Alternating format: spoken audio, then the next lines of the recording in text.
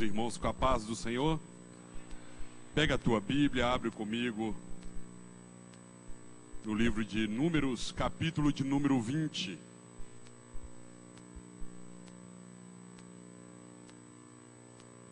Agradeço a Deus por nos conceder mais essa oportunidade, bem convicto que a razão de estarmos aqui é a graça dele.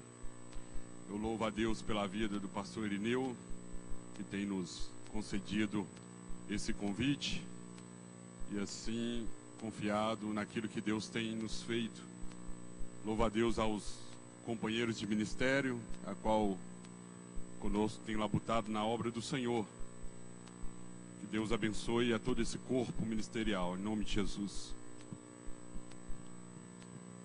Quem encontrou comigo,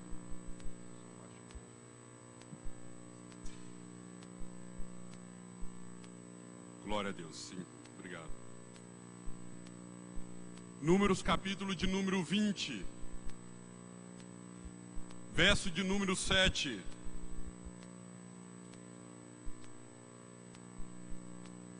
E o Senhor falou a Moisés, dizendo...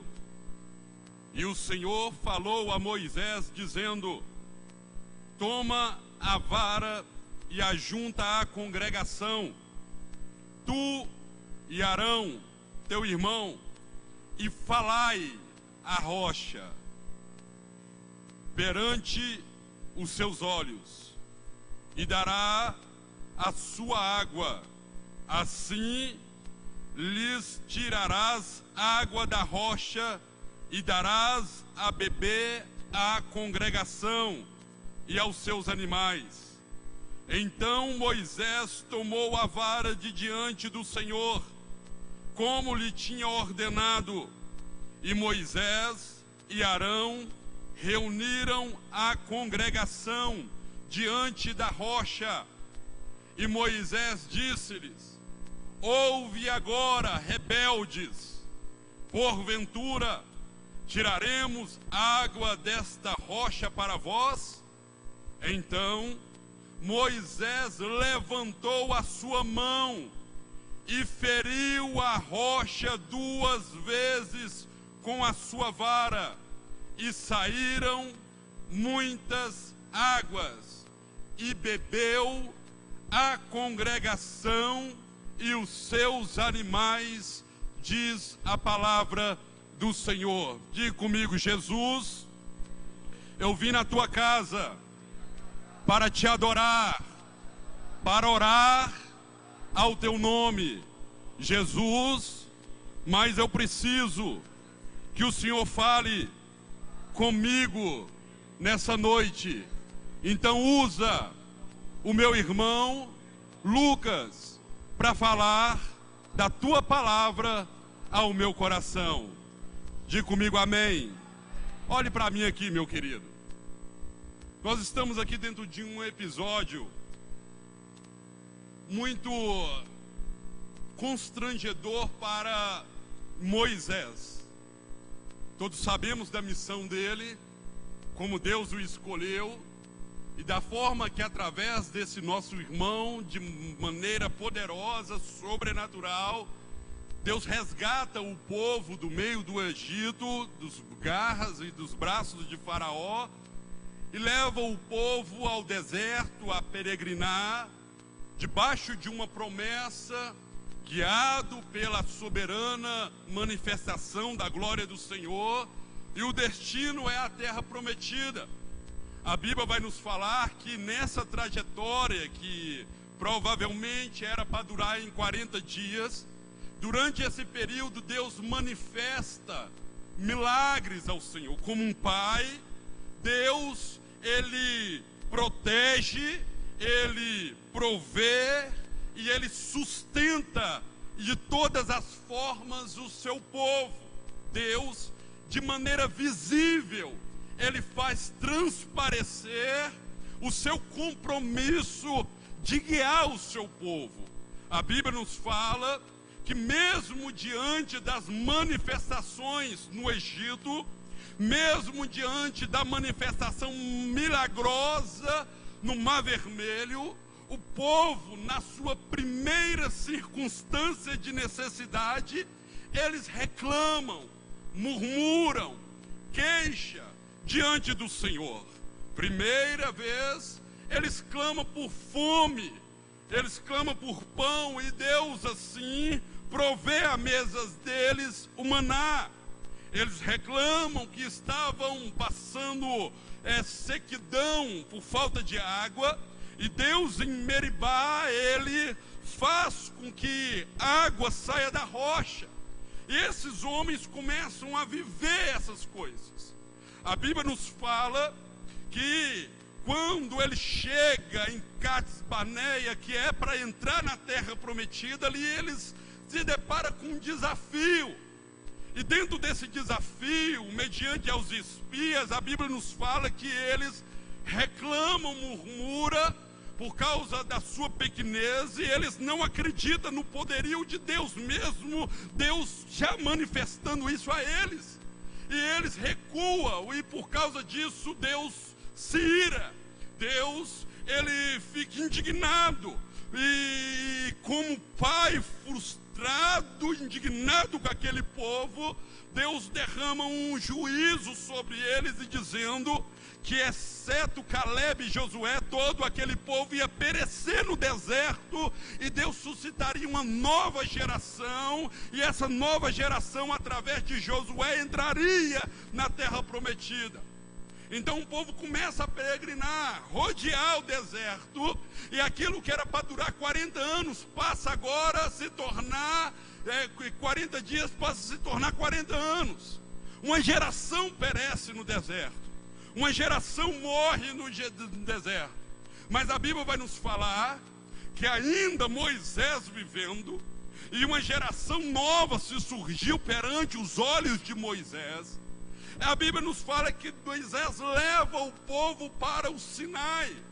E quando eles estão no deserto do Sinai, a Bíblia nos fala, no capítulo de número 20, que os pais de família, os líderes, se reúnem diante de Moisés e começam a murmurar. Por quê? Porque eles não estavam tendo água para dar aos seus filhos, eles não estavam tendo água para dar aos seus animais. Eles estavam vivendo um período de sequidão, e eles já visualizando a morte, eles já visualizando a morte de suas famílias e seus filhos por causa da água. Então ele chega diante de Moisés e começa a murmurar e dizer: Moisés, você nos trouxe até aqui para que, como nossos pais pereceram durante esses anos no deserto, nós e nossas famílias também perecemos. Nós estamos vivendo debaixo de sequidão. É breve, a morte está chegando à nossa casa. Não temos mais o que dar ao nosso gado, e se não tem alimento para o gado, não tem leite, não tem alimento para dar aos nossos filhos. Então nós vamos morrer aqui, e morrer de sede. E eles reclamam, eles xingam Moisés, eles murmuram contra Moisés. E a Bíblia nos fala que diante daquela situação, Moisés, ele fica indignado ao seu coração, e ele olha para aquele povo e fica sem acreditar, porque aquele povo já tinha visto como Deus tinha provido em todo esse tempo, na casa deles, na família deles, e mesmo assim o povo não aprendia. Mesmo assim o povo, ele não conseguia ver os milagres passados, e quando a necessidade presente chegava, eles murmuravam. Eles não conseguiam olhar toda a provisão já adquirida. Eles, diante de uma necessidade, ele salva as vozes diante dos seus líderes para queixar dos seus líderes. Mediante isso, a Bíblia nos fala que Moisés se achega diante do Senhor. E quando ele chega diante do Senhor, ele fala: Deus, não tem jeito com esse povo. Eu não consigo compreender tudo que nós vivemos até agora, e esse povo ainda consegue murmurar. tudo que esse povo já viveu, os milagres, a providência, a proteção que o Senhor já deu a esse povo. O Senhor já livrou esse povo várias vezes do inimigo, da fome, da sequidão. Até as vestes crescem no corpo deles. Esse povo, quando chega a primeira necessidade, antes mesmo de orar, antes mesmo de cultuar uma adoração ao Senhor, eles olham para a necessidade deles, e a necessidade faz com que eles deixem a adoração em segundo plano. E em primeira coisa eles fazem é reclamar e murmurar do Senhor. E quando Moisés chega diante do Senhor e fala isso, Deus vira para Moisés e fala: Moisés, faz o seguinte, celebra um culto. Como que é, Senhor? Celebra um culto. Faz o seguinte, reúne a congregação. Aonde, Senhor? Lá naquela rocha. Faz daquela rocha um altar.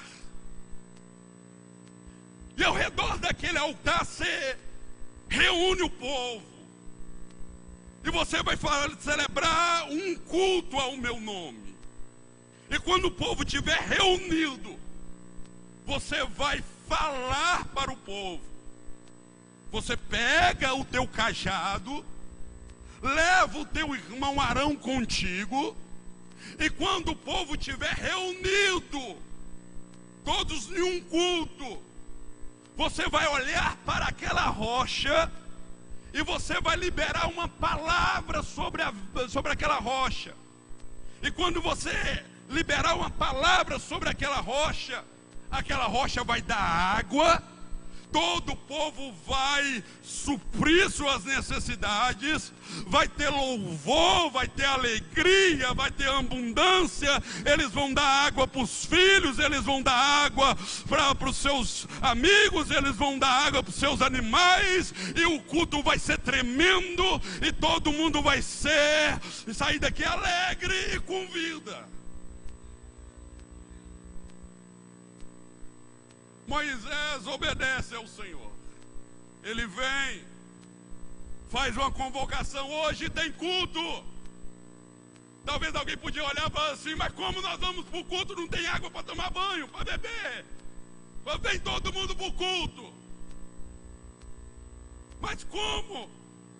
Como adorar a Deus vendo os meus filhos morrendo de sede? Vem para o culto. E eles foram. A congregação se ajuntou ao redor daquela pedra. E era para o líder Moisés simplesmente levantar o cajado e liberar uma palavra para aquela rocha. Mas aí a Bíblia nos fala que quando Moisés reúne o povo, em vez de ele falar para a rocha, ele faz algo que Deus não pediu para ele. E o que é? Ele fala para o povo. E aqui eu abro um parênteses para a gente, para nós líderes, pregadores, ensinadores, que tem a responsabilidade de conduzir o rebanho de Deus, de tomar muito cuidado. Cuidado de quê, presbítero? Cuidado de liberar palavras para o rebanho com um coração cheio de ira. Moisés estava indignado. Moisés estava chateado por causa do povo. O povo era ingrato, e é mesmo. O povo era rebelde, e era mesmo. O povo era indisciplinado, e era mesmo. O povo era desobediente, e era mesmo. As ovelhas era difícil, pastor, de pastorear elas, e era difícil mesmo. Mas mesmo sendo desobediente, mesmo sendo as ovelhas difíceis de se lidar, mesmo sendo rebeldes, mesmo sendo indisciplinadas, não nos dá o direito de falar aquilo que Deus não mandou falar.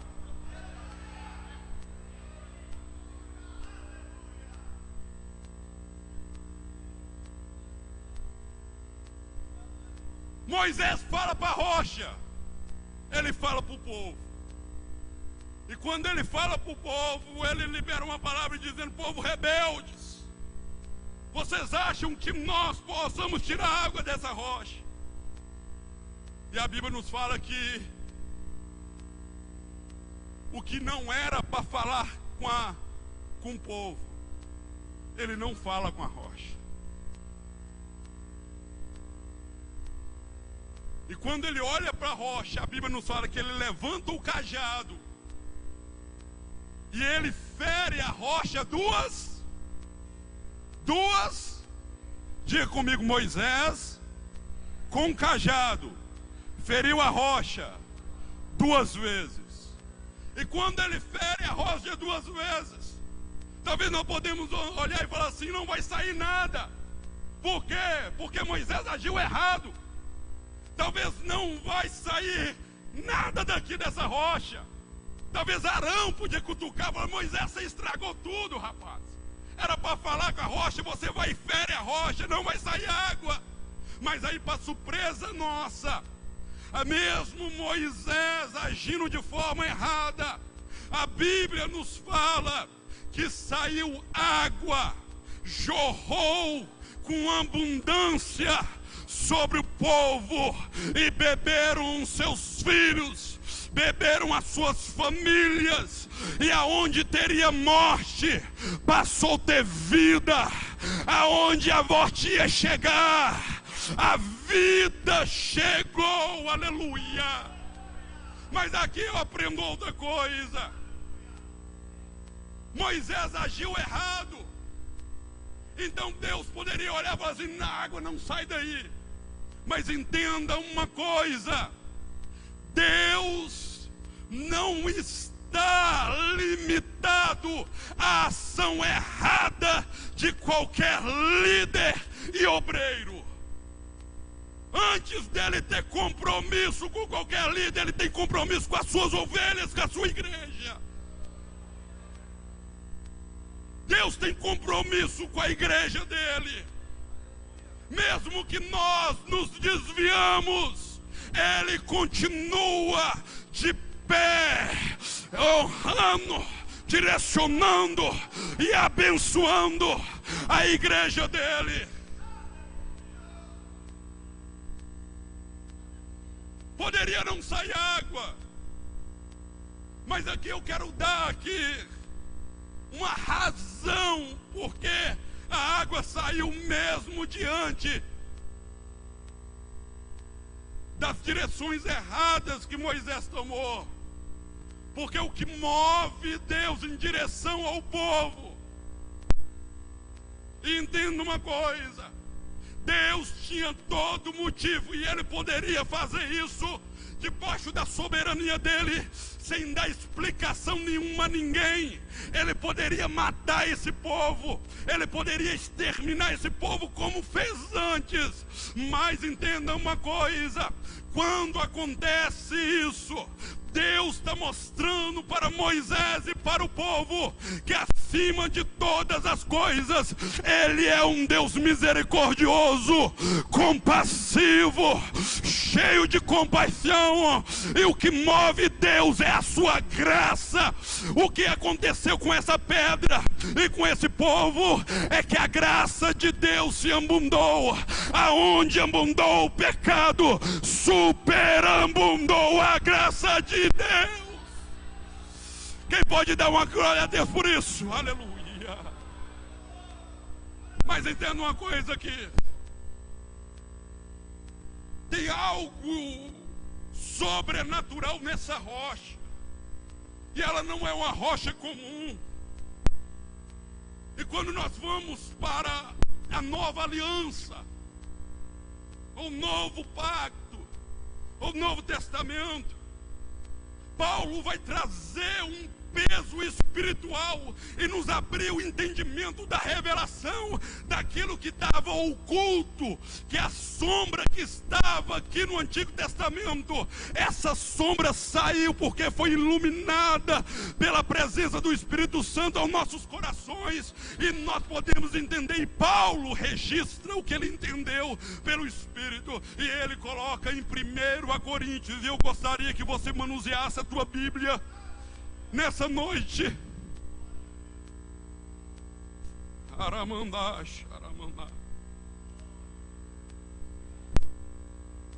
1 Coríntios, capítulo de número 10.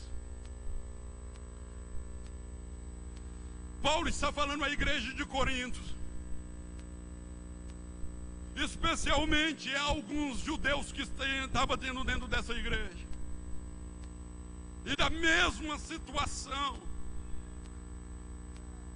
que acompanhava aquele povo do deserto estava agora na igreja de Coríntios. E infelizmente passa-se 2000 anos e a gente vê isso no nosso meio. E o que é esse espírito de murmuração, esse espírito de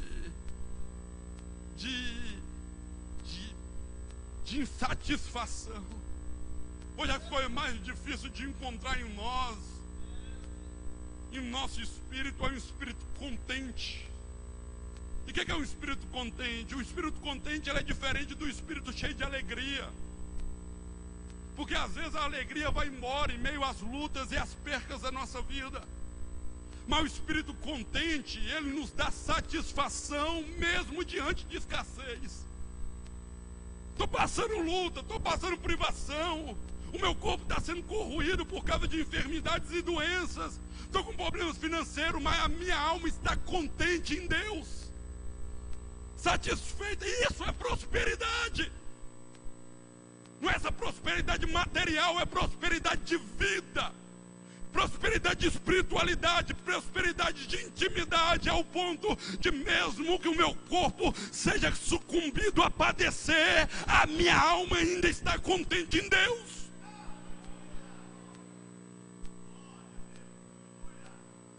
Mas em vez da contentação, somos tomados pela murmuração.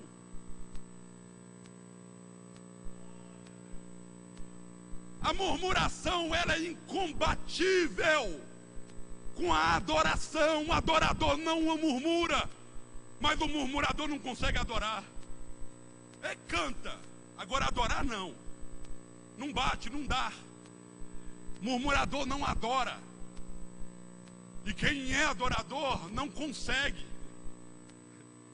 Como assim? Não consegue, ele não consegue murmurar, porque ele está contente. É como Jó, no meio da cinza e do pó. Alguém poderia até estar sofrendo, e estava sofrendo. Ele está triste, e estava triste. Ele está passando luta, e estava passando luta. Ele está padecendo, e está padecendo. Mas todavia a alma dele estava contente, que ele olha para os céus e diz: eu sei que o meu Redentor vive, e a qualquer momento se levantará em meu favor.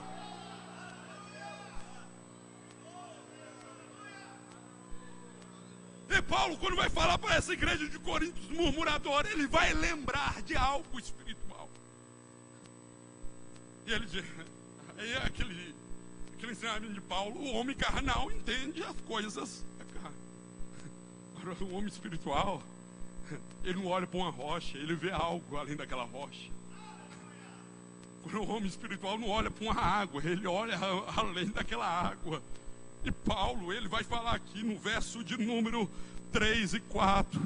Ele diz assim: e todos comeram de um mesmo manjar espiritual, e beberam todos de uma bebida espiritual, porque bebiam da pedra espiritual que os seguia. Pedra espiritual que os seguia. E a pedra era? Paulo está dizendo: você está vendo lá o que aconteceram no deserto? Você está vendo nossos pais? Aquele pão que descia do céu, aquele não era um pão comum. Aquela rocha que aparece tanto em Miribá quanto em Sim, no deserto de Sim, aquilo não era uma rocha comum. aquilo era o próprio Cristo, e ele diz que o seguia. Aí eu fico maravilhado com Paulo, sabe por quê? Paulo está dizendo, desde lá do Egito, desde lá do Mar Vermelho, até agora aqui, igreja de Coríntios, Jesus Cristo está nos seguindo. Como assim? É Ele que está guiando a igreja dele. Então desde a cruz Ele está fazendo isso? Não, a história da humanidade tem sido guiado pelo autor e consumador da nossa fé.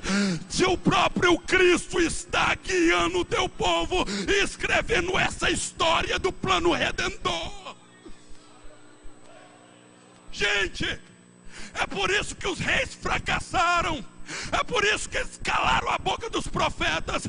É por isso que os sacerdotes se corromperam. É por isso que mesmo a Babilônia vindo, mesmo a Síria vindo, o povo dos judeus continuaram de pé, porque eles não davam alicerçado a profeta, eles não davam alicerçado a sacerdote, eles não estavam alicerçados a reis. O que garantia para ele a história e a vitória era Jesus.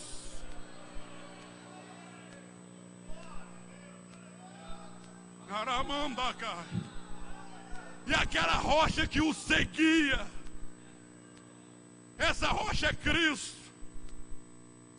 E quando Moisés vai diante dela, Deus vira, fala com ela, que ela vai te ouvir, porque ela sempre ouve, ela sempre escuta. Fala com ela, mas ele fere ela 2 vezes. Mas quando Moisés está fazendo isso, Moisés está tomando uma atitude, mesmo que ele não sabia disso, profética. Porque quando nós olhamos para a Bíblia Sagrada, o próprio Jesus Cristo, ele relatado por Mateus, ele diz, muitos constroem a sua casa no meio da areia, mas eu vos aconselho, escolhei a rocha e construir a tua casa. Paulo, ele vai falar que essa rocha, ele também não é uma rocha só para sustentar a nossa casa. Paulo, em Romanos, ele disse que essa mesma rocha que sustenta uma casa, ela também é uma rocha de tropeço para aqueles que não crêem. Aí o apóstolo Pedro, em 1 Pedro, no capítulo de número 2, ele fala, essa rocha é a rocha angular, aonde os edificadores edificam a tua casa. Aí, quando nós olhamos para isso, eles entendiam que essa rocha que é Cristo, que é a mesma rocha que tinha no deserto, e essa mesma rocha que profeticamente ela é ferida. E entenda uma coisa, ela é ferida com um propósito. Quando Moisés está fazendo isso, Moisés está apontando para o martírio de Cristo.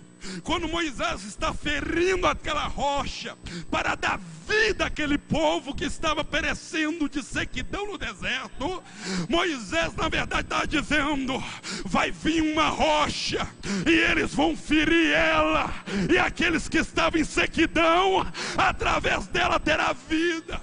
Presbítero, então me mostra isso, como que é isso? Aí ele olha para mim, redobra a tua atenção.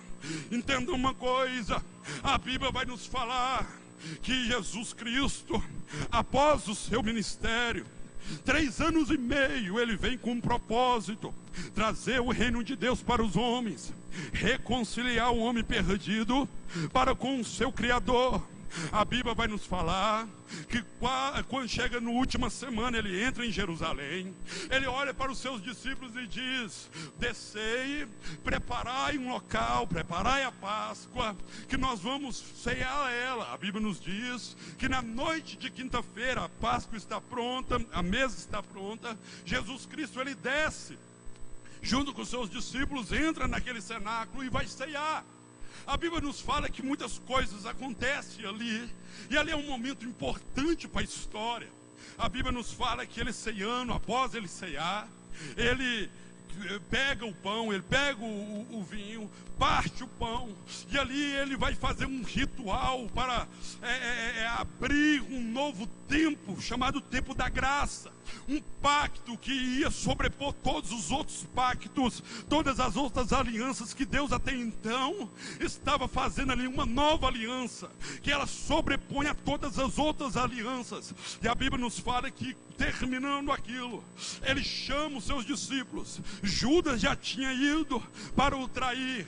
A Bíblia nos fala que após Jesus lavar os pés dos seus apóstolos, ele levanta, chama os apóstolos, vão em direção ao Monte das Oliveiras, e eles cantando um hino, eles vão celebrando o nome do Senhor.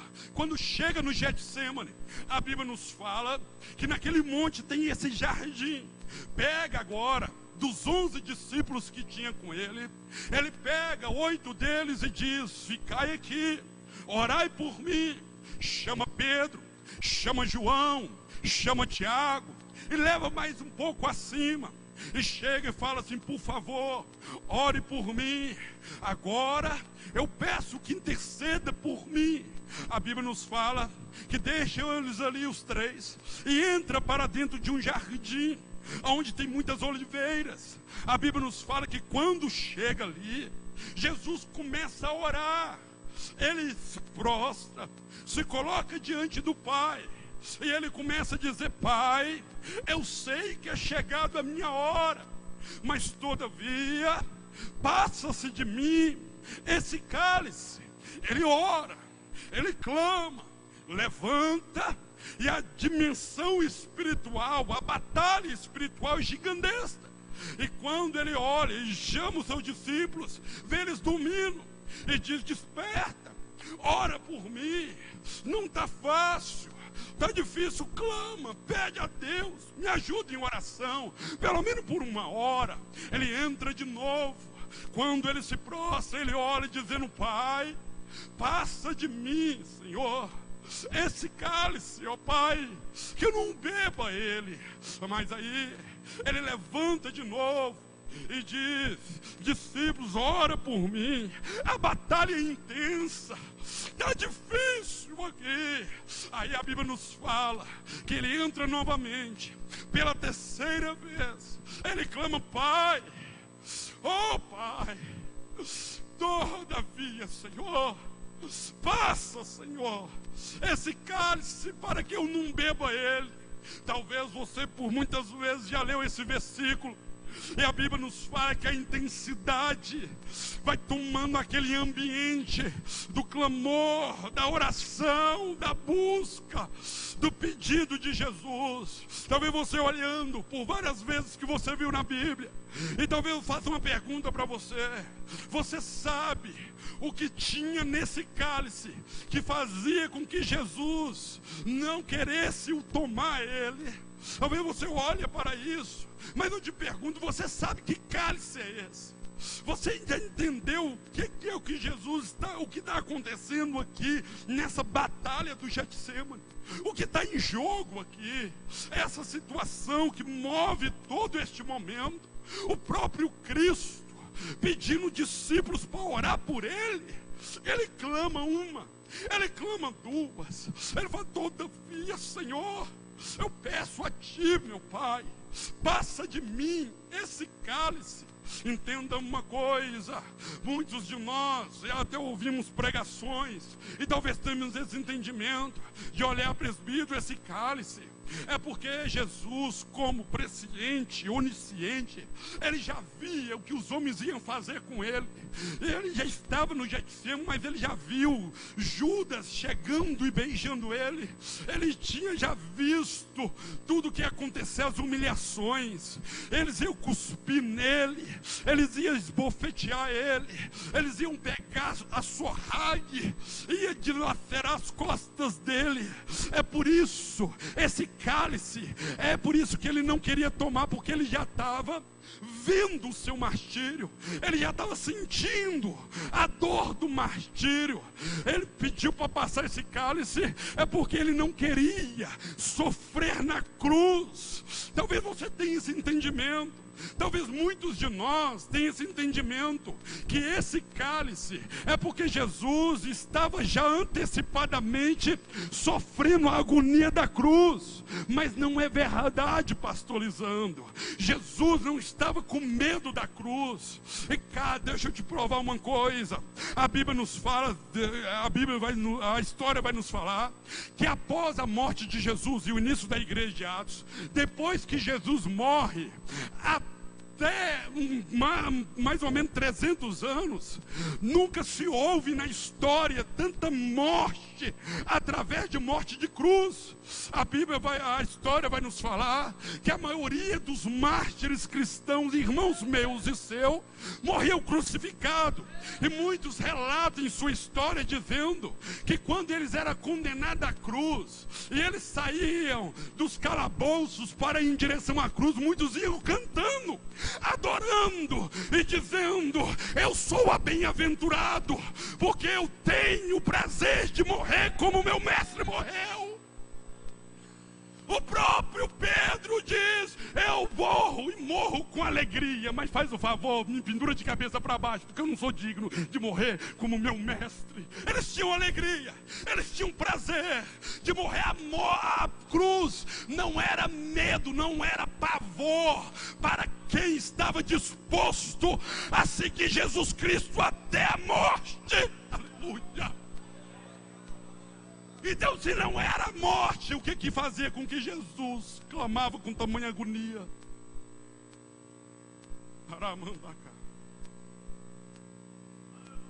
Abre comigo em Salmo 75. Aleluia. Ai, xaramamba, calabande, kiniminicai. Aramando, urabanda, calabaxê de berecai.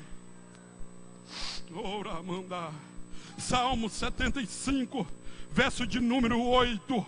O salmista Davi, ele diz o seguinte, com a voz profética: porque na mão do Senhor na mão do Senhor há cujo vinho ferve, cheio de mistura, e dá a beber dele. Certamente todos os ímpios da terra solverão e beberão as suas fezes. Esse cálice é a cálice da ira de Deus para derramar sobre o pecador. O profeta Isaías, em Isaías 51:17, ele professa a mesma verdade. E eu vi na mão de Deus um cálice. Jeremias capítulo 25, verso de número 15, ele também professa a mesma verdade, dizendo: eu olhei e vi na mão do Senhor um cálice do seu furor. Entenda uma coisa: quando Jesus está ali clamando, ele está agoniando. E quando eu falo que Moisés feriu a rocha 2 vezes, a primeira vez foi aqui no Getsemane. Ele foi ferido por agonia da sua alma, ao ponto de jorrar dos seus poros água. E essa água foi vaziando sobre o teu pele. E a agonia da batalha espiritual e o que estava acontecendo ali fez com que essa dimensão tomasse os seus batimentos cardíacos, acelerasse a sua pressão, ao ponto de os seus poros começar a cair gotas de sangue. Lucas capítulo de número 22, verso de número 44, ele diz assim: que o suor, em meios ao suor, começou a sair dos seus poros sangue, e como grandes gotas derramava no chão. Dentro dos poros de Jesus saíam água e sangue, água e sangue. Entenda uma coisa: no Getsemane ele estava sendo ferido. Ferido por quê? Ferido pelo abandono de Deus. O que Jesus estava aqui clamando, dizendo: Pai, eu sei que se eu tomar desse cálice, o Senhor vai me abandonar. O Senhor vai me abandonar. Eu estarei sozinho. Esse era o clamor de Jesus. Mas saiba de uma coisa: Jesus toma a decisão de tomar aquele cálice, mesmo sabendo que o Pai o abandonaria, para que eu, para que você, que merecemos esse cálice, não sejamos abandonados no inferno pelo nosso Criador. Ele olhou para mim, olhou para ti e sabia que esse cálice ia nos levar ao inferno e nunca mais veríamos a face do nosso Criador. E Jesus disse: todavia seja feita a tua vontade, para que eu, para que você, para que nós, para que a igreja estiver com Ele para toda a eternidade.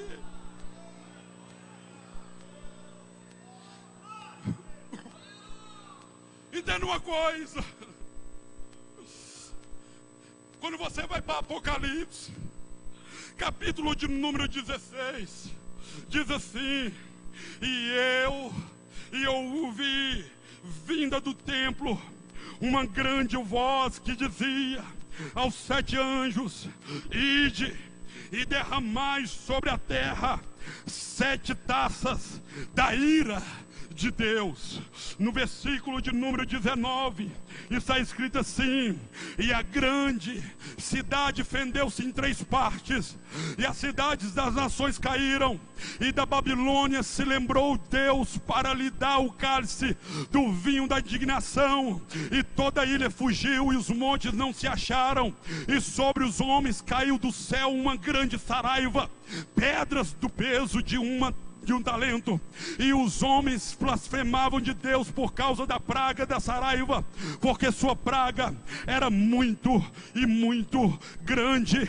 18 de Apocalipse diz assim, versículo 4: e ouvi outra voz do céu que dizia: sai dela, povo meu, para que não sejas participante dos seus pecados, e para que não incorras nas suas pragas, porque já os seus pecados se acumulam até o céu, e Deus lembrou das iniquidades dela, tornar-lhe a dar com ela, contendo dados, e retribuir-lhes em dobro conforme as suas obras. No cálice que eu vos deu de beber, dá-lhe a ela em dobro. Verso 8: portanto, num dia virão as suas pragas, a morte, o pranto, a fome, e serás queimada no fogo, porque é forte o Senhor Deus que a julga.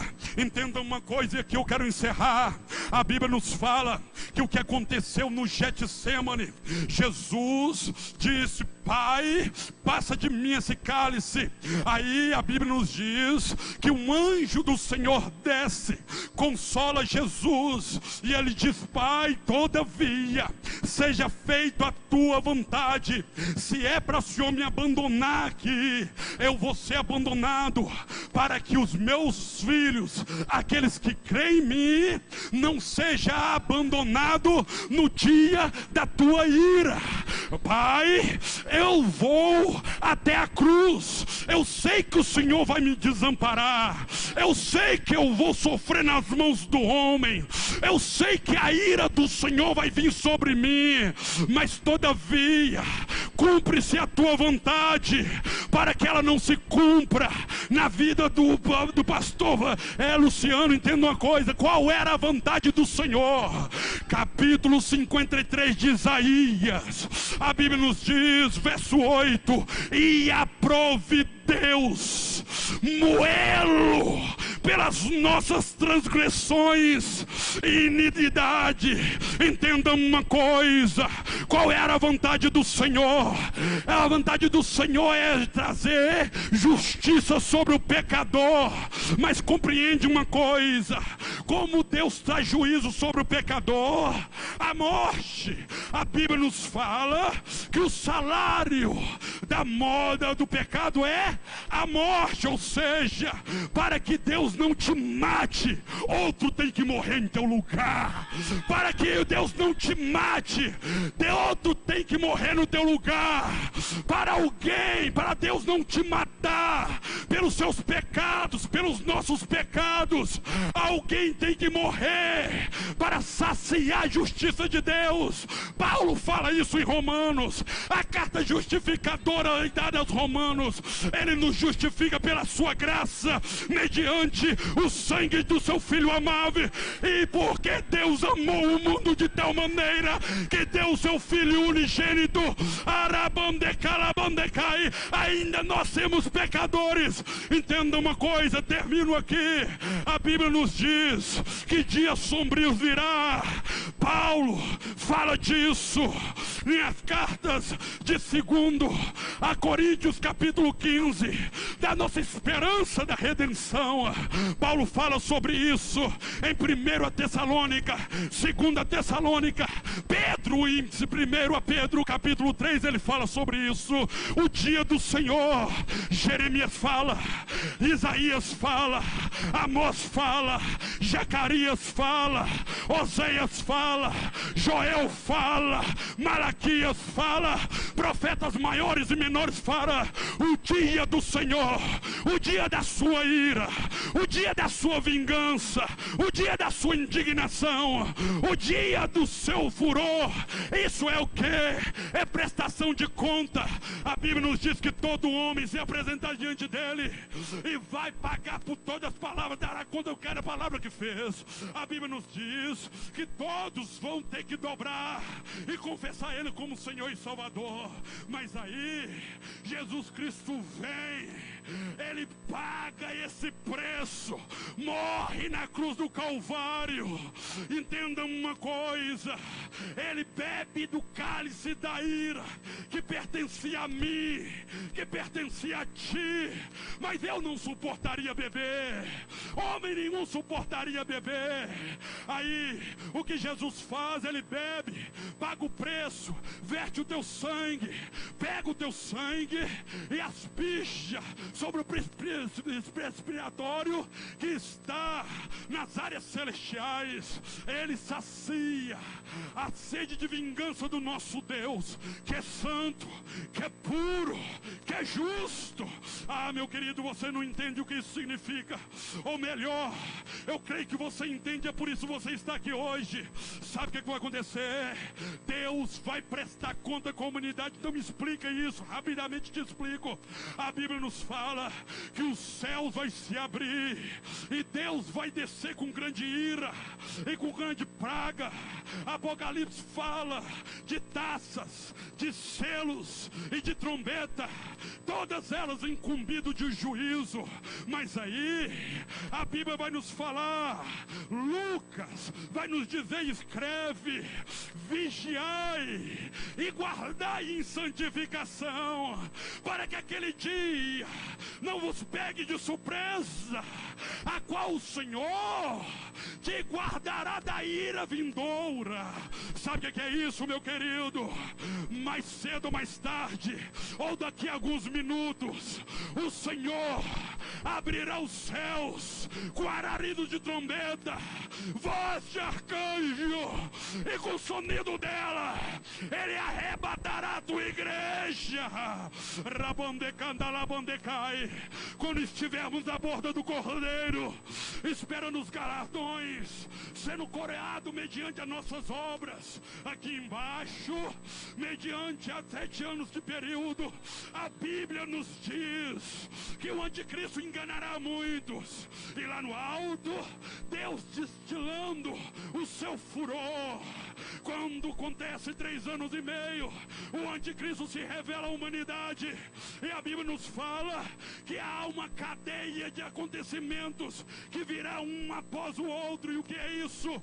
Os homens que não creram em Cristo Jesus, as mulheres e os homens que não se guardaram as suas vestes em santidade, aqueles que abandonaram a fé, aqueles que viraram a costa para a cruz, aqueles que zombam do Evangelho de Cristo, aqueles que não suportaram as atribulações da vida, aqueles que saíram do caminho do Cordeiro, virá sobre ele pragas, morte, pranto, dor, angústia. A terra vai passar por aflição, mas todavia aqueles que estão lavados pelo sangue do Cordeiro estará. Coloque sobre teus pés, coloque sobre teus pés.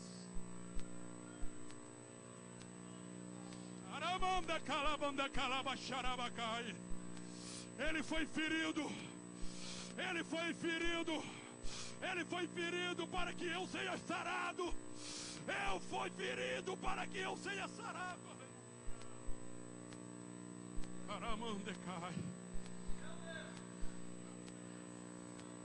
Gente, nós estamos perto de viver o maior acontecimento da face da terra. E a única forma de nos livrar do cálice da ira do Senhor é confessar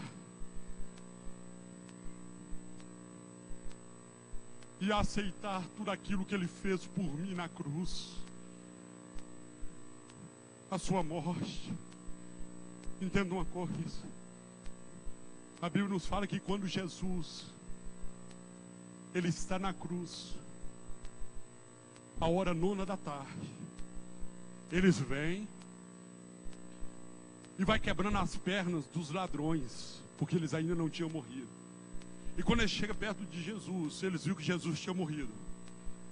Em vez de eles quebrarem, eles pegam uma lança e transpassa do lado direito por todo o seu corpo. Na hora que ele arranca, tira aquela lança, João, ele escreve dizendo: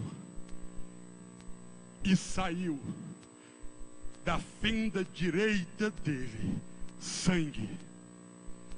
Como assim para ele? Sangue para justificação, para perdão, para redenção, e água para a purificação. Sabe o que ele está dizendo? Quando Paulo fala dessa água que saiu, Paulo arremete a obra da cruz. Quando Jesus, no capítulo 7 de João, ele disse, na festa da dedicação do tabernáculo, eles estão, os judeus religiosos lá, jogando água em praça pública, em cima de um altar vazio. No último dia da festa, Jesus Cristo se levanta e diz: eu sou a água e a vida. Quem beber dessa água terá vida, e do teu interior fluirão rios de água viva. Aí João vai dizer, falando, Jesus disse isso a respeito do Espírito Santo. Sabe o que aconteceu na cruz? Ele foi ferido uma vez no Getsemane, mas na segunda vez ele foi ferido na cruz. E quando sai dele água e sai dele sangue, o sangue perdoa os nossos pecados, e a água nos enche da vida do Espírito Santo. Arabondecai, aleluia. Sangue e água, sangue e água. Como que é isso, presbítero? O sangue faz com que eu seja reconciliado com Deus, e a água com o Espírito Santo me sela para a eternidade. Você pode glorificar, pode glorificar. Ele fez aquilo que eu não poderia fazer. Ele fez aquilo que era impossível para mim. Ele me reconciliou com Deus.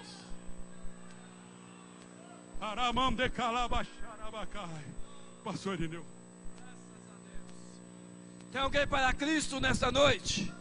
Quer receber o poder desse sangue sobre a sua vida, a purificação desta água? Nós vamos orar por você nesta noite.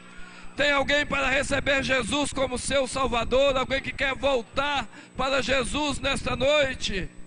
Tem alguém? Querido Deus, Santo de Israel, nós te louvamos nesta noite, pela tua palavra, ó Deus, pelo teu Espírito, ó Deus, pela tua presença em nossas vidas neste lugar, ó Deus, que a tua palavra, Pai, verdadeiramente possa continuar purificando